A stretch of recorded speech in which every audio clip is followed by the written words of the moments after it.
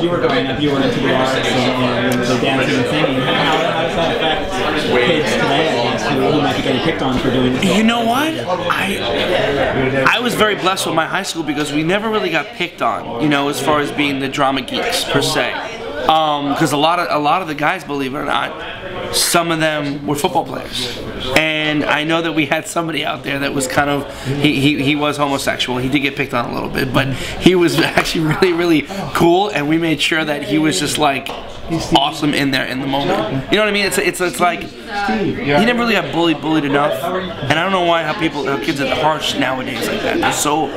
They're so harsh in just the way they say it. And now I think because of Facebook, because of Twitter, and everything else, there's a lot more media stuff that takes stabs at people, and I think they take it to really hard. And you just got to kind of brush it off and really shake it, because, like I said, my friend who is homosexual, and he was in our drama classes, he got picked on, but he never let it get to him at all, and we always stuck up for him. I mean, that's maybe another thing. Well, what do you think kids should do these days if they're into? You know what? Ignore those kids that are out there. Just, you know, and not try to put up a front, but just say, hey, you know what? I'm not getting sucked into your bullying. You know, hopefully try to cope it up, because I know it's so hard that kids want to not tell their teachers or not tell their parents. And I think they should talk about it, because that's something that they could at least talk about. But it's so hard, because the minute those kids get in trouble, they're gonna attack that kid even more. You know what I mean? So it's such a hard thing, and trying to figure out why are these kids bullying people? Why are they so troubled? What's the reason? If there were people that didn't like us, oh yeah, they said a bunch of different things. We just know you this and that, you like this, you do this, and we just honestly were just like, we laughed it off and said, ha, we're selling albums, we're having a great time doing it, and people are enjoying what we're doing. I mean, people are coming to see the concerts, so whatever you say cannot affect me at all. What was that time of your life like? A roller coaster. It was a big roller coaster. I mean, it was a blast, but it was such a roller coaster of what we were doing, because it was a constant, you know, touring and then recording and all that kind of stuff. I mean, it was a big wave. It was a great part of my life. It was kind of like my college years, since I didn't go to college. So it was like a great thing that it's almost, you know, it's obviously a dream come true, because it's something that you love so much that you can actually make a career out of it.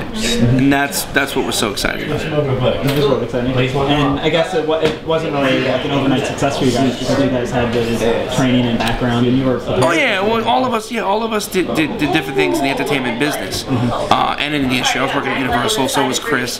Two of the guys were doing the Mickey Mouse Club. Lance was actually still in high school, doing a performing arts group called Attaché. So we did that stuff, and then when we went to Europe, it was kind of like a real good training to us to learn, you know, to cope with performing and performing with, you know, in front of an audience and doing that kind of stuff. And over in Europe, boy bands were really perceived very big over there. So that's why when we came to the States finally, and boy bands were accepted again, that's when like Backstreet came out, and then also the Spice Girls and Hanson, all that kind of stuff. And that kind of helped us out, because we were like ready and prepared when we got there. Did you feel like a competition between all of the bands when you were out there? Not really. You know what? We enjoyed what we did. We didn't really look behind us or look ahead. We kind of just focused on what we were doing, you know, and it wasn't like, oh my gosh, you know, they're more popular than we are, or, you know, we're better than they are. It wasn't even about that. It was, we love what we do. Let's focus on what we're doing and have fun with it. Well, what do you think about the artists today? It's funny, because you see, it's so weird, because I remember when we first started out, and there were other groups that were a lot more obviously popular and famous at the time, and we were just like, yeah, we're just starting up and blah blah blah, and they give us little advice here and there, and I try to give the same thing if someone ever talked to me about it. But it's interesting to see them, because it's like I remember exactly how I felt, and I know exactly what they're going through when they did for the first time.